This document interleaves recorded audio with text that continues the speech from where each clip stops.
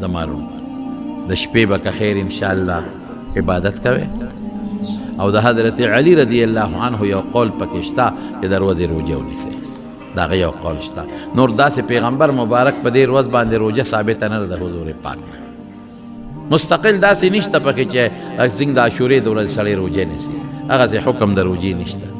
خو خیر په دې نیت یې ونیسئ که نه چې پیغمبر علیه السلام به 3 ورځې روژې ترغیب ورکړی دی، د اسلامي میاشتې 14 او 14 او 15 دې ته ایام بیض وایي، نو ویل شی پکې روژې.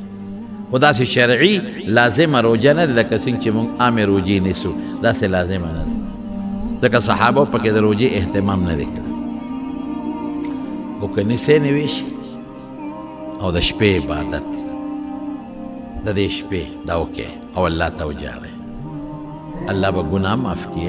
الله ډېر مهربانه ذات دی او دا یو قیمتي شپه ده. نو د 9 شپه راځي ښه، د ګل ورځ چې تېره شي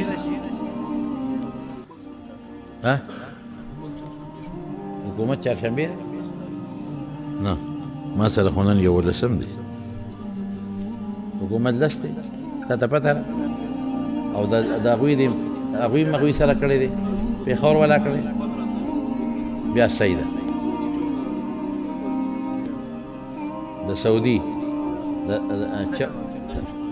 د هغوی د 9 ده، بس ما له سعودي حساب وکړه، زمونږ څه دی د 9 ورځ د چهارشنبې شپه، د 9 ورځ او د چهارشنبې شپه، د 9 ورځ او د چهارشنبې شپه.